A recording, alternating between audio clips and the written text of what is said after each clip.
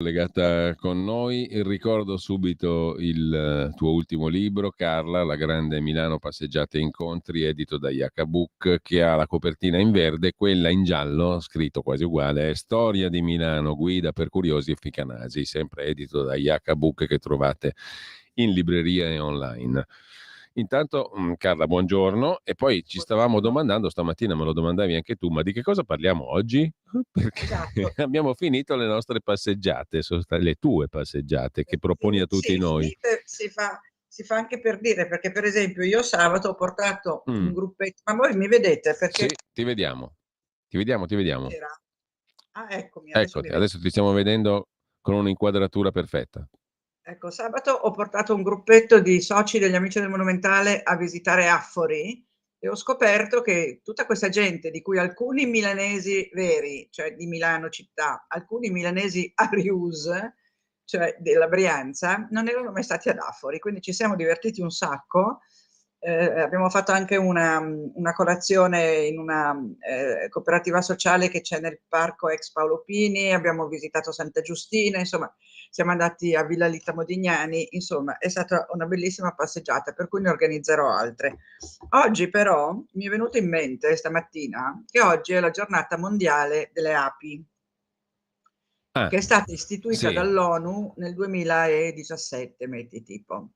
Allora, a parte l'importanza che hanno le api per il nostro habitat, per il mondo, sai che c'è chi dice che se si estinguono le api il mondo finisce, vero o falso che sia, denota l'importanza di questi, cosa sono? Insetti le api? Cosa sono? beh, presumo di sì, almeno mi pare di sì. Perché a Non me ogni sono. tanto vengono dei flash che dico, ma è giusto dire insetti per le api? Ma non lo so, magari, Sì, sì, magari sì, hanno una credo denominazione, proprio di non sì, sono sai, io coleotteri, non no? sono un esperto della questione, però mi pare proprio di sì. Stavo facendo una ricerca velocissima, sì, fanno Ecco, parte di un bravo, che genere tu di sei quello delle insetti, ricerche veloci. insetti E sociali della famiglia Apidae, ecco, quindi allora sono insetti, è sì, sono confermato. insetti. Allora, partiamo da questo murale che tu mi dici che vedi sempre in via 22 Marzo, che è un Sant'Ambrogio, adesso ti dico, dipinto su un muro di un palazzo. In La cosa corso 22 marzo. divertente è che il volto di Sant'Ambrogio, che ha il classico cappello con la rete delle Alpi, è un volto vero, perché è il volto dell'apicoltore Michele Bonfoco, che ha un'azienda che si chiama Apiamo nel parco del Ticino Pavese. Quindi quando hanno fatto questo come si chiama, questo artista che si chiama Igor Scalisi Palminteri, palermitano, ha fatto questo murale, si è ispirato appunto all'apicoltore Michele Bonfoco. Ci è dato da un'idea di Stefania Morici di Arti Eventi insieme a Showbiz e col sostegno del comune. Lo dico perché è sempre bene riconoscere i meriti, perché credo che questo murale che io ho nel telefonino, tu ce l'hai? Adesso lo recuperiamo Far vedere? dalla C'è questo regia, così lo facciamo apicoltore vedere. con il cappello da vescovo, ehm, con la rete degli apicoltori, e un vestito da vescovo anche quello, una grande ape sul petto e tutte le apine che gli volano intorno. E questo mi fa collegare, forse l'abbiamo già detto in qualche trasmissione tanto tempo fa, però non credo che tutti l'abbiano sentita, che il patrono delle api e degli apicoltori è Sant'Ambrogio, che è il patrono di Milano. Infatti in questo murale l'apicoltore è anche un vescovo, quindi c'ha questo Sì, è abito su un vescovile, palazzo, un eccolo qua, cappello. lo stiamo vedendo un po', vediamo poi di zoomarlo meglio, ma lo stiamo vedendo qui. È un incrocio, Eccolo. all'incrocio tra Corso 22 Marzo e Via Morosini a E Milano. vedi che c'è, secondo me, come si chiama? Il contorno è come se fosse la pianta di Sant'Ambrogio, perché vedi che c'è un grande rettangolo e un emiciclo che potrebbe essere l'abside. Io la vedo così, poi magari è una mia fantasia. E comunque è molto bello questo murale e ci ricorda appunto che Ambrogio, prima di diventare santo ovviamente, ehm, era un bambino.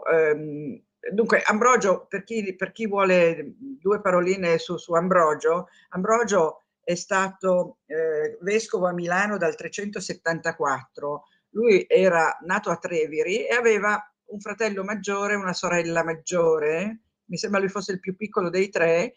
Il fratello maggiore era quello che divenne San Satiro, a cui è dedicata la Basilica di San Satiro, Santa Maria presso San Satiro a Milano, che è uno dei capolavori milanesi con quella finta abside fatta dal Bramante. E anche di quella avevamo già parlato. Poi la sorella maggiore, sempre maggiore, era Marcellina, a cui dal nome di Marcellina, di Santa Marcellina, è nata la congregazione delle suore Marcelline. Per chi conosce Milano e le scuole di Milano sa che c'è un collegio molto prestigioso in piazza Tommaseo, collegio delle Marcelline, per l'appunto, che è stato proprio creato per le ragazze bene, chiamiamole così, di Milano nel 1838 da due religiosi, Luigi Biraghi e Marina Videmari. E quindi è proprio nata il collegio, la congregazione e poi il collegio per le signorine milanesi. Due mie sorelle, che erano un po' asine, sono state allieve delle Marcelline. Dico erano un po' asine perché io, che invece ero un pochino più studiosa, sono stata spedita alla scuola pubblica. Loro, che erano un po' asinelle, sono state messe alla scuola privata. Quindi Ambrogio, quando era neonato, perché diventa patrono delle api? Perché quando era neonato e stava nella sua culletta a Treviri, presumo, perché è nato a Treviri, a un certo punto arriva il papà, vede il suo bebè con la bocca piena di api, si spaventa moltissimo, ma poi si rende conto che queste api non sono aggressive, non stanno pungendo il bambino, stanno svolazzando tra la culla e la bocca del futuro Santo Ambrogio. Allora lui non solo non disturba le api, ma dice a tutte, alle nutrici, di non mandarle via queste api, perché non stanno facendo del male al bambino, anzi. E la leggenda dice che abbiano depositato queste api nella bocca del bimbo del miele, che è all'origine della grande arte oratoria di Ambrogio. E quindi vedi perché Ambrogio diventa poi il patrono delle api e viene rappresentato in questo murale. Quanto a Marcellina, abbiamo detto, no, che è stata, che lei è dedicata la congregazione delle suore e il collegio, Satiro la chiesa, Ambrogio la basilica, lo sappiamo, però Satiro è anche collegato a una delle leggende sulla cotoletta alla milanese, perché sai che l'austriaci dicono che l'hanno inventata loro, i milanesi dicono che l'hanno inventata loro, i francesi dicono che l'hanno inventata loro come cotoletta della rivoluzione, e c'è anche chi dice che per l'onomastico di Satiro, quindi stiamo parlando del 350-360 d.C., 340, non lo so, insomma in quegli anni lì del IV secolo, in cui Satiro era vivo e vegeto, per il suo onomastico i suoi colleghi, chiamiamoli così, avevano imbandito una tavola e avevano fatto questi lombos cum panizio, quindi queste lombos sta per cotolettine, con pane.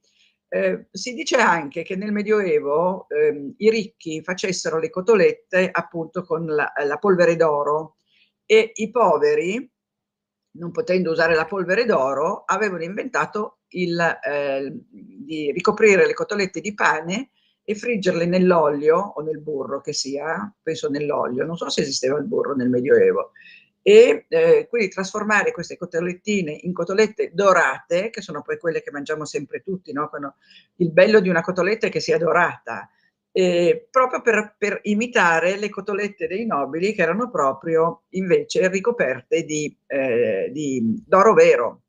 E quindi i poveri si accontentavano, erano felici lo stesso. E quindi la leggenda di Satiro dice anche appunto che lui, che i preti, suoi colleghi, inventarono la cotoletta.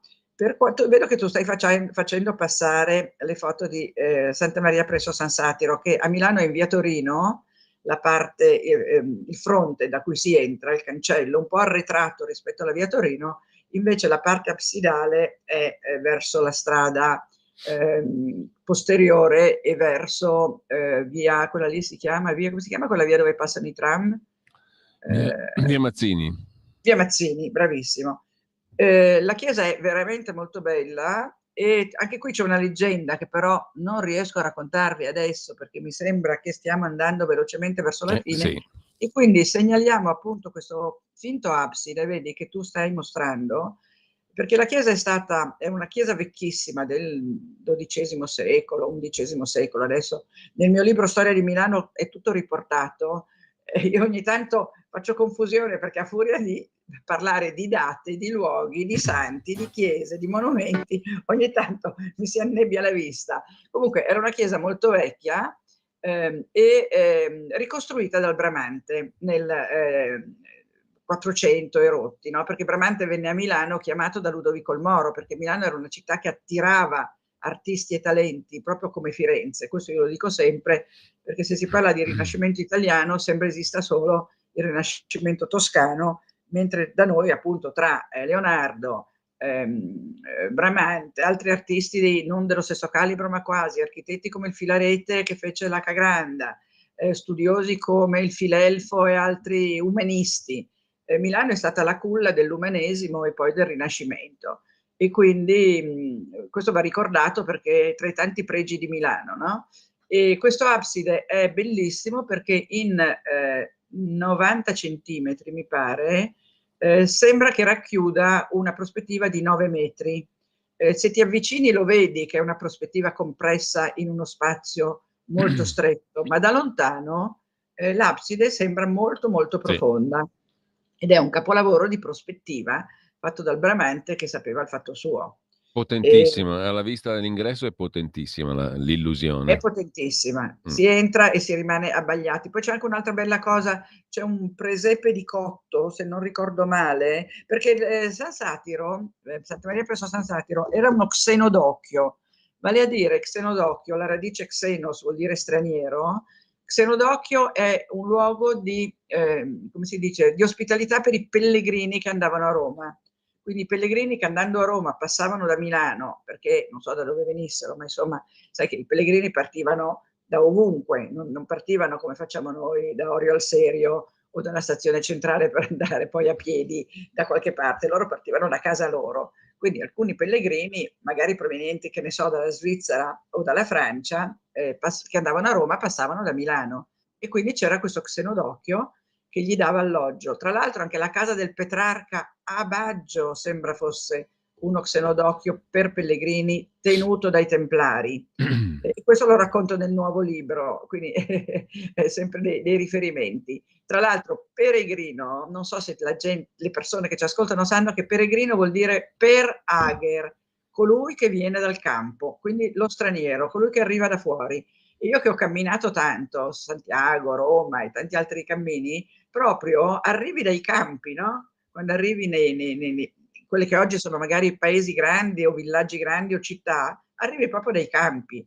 Per esempio, per andare a Roma da Milano passi da Pavia e attraversi campi e campi di frumento, perché poi i campi sono fatti secondo la pianta romana, quindi ad angolo retto, e non c'è la servitù di passaggio come in Inghilterra che tu puoi passare in qualsiasi terreno, devi fare proprio tutto il percorso del perimetro. quadrato che delimita il campo, il che allunga anche il pellegrinaggio. E direi che con questo chiudiamo. Chiudiamo sì Carla, chiudiamo Hai visto, piacevolmente. stamattina hai detto improvvisiamo, abbiamo improvvisato. Alla grande, ma io non ne dubitavo.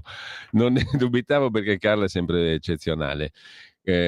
Carla De Bernardi, grazie, ci sentiamo settimana Grazie a voi di prossima avermi allora. ascoltato, andate tutti a vedere il murale in 22 marzo, andrò anch'io perché io l'ho visto solo riprodotto. No, molto bello, e anche quello è Ecco, molto questa è Casa Petrarca invece.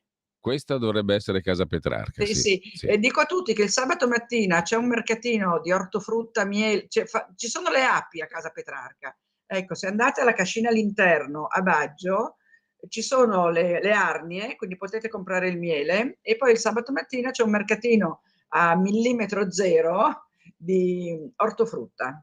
Eccolo qua. Bene, c'è una signora che ti manda un flash sul burro che è nato in Mesopotamia circa 4500 anni fa. Ah, grazie. Quindi le cotolette di satiro erano cotte probabilmente nel burro.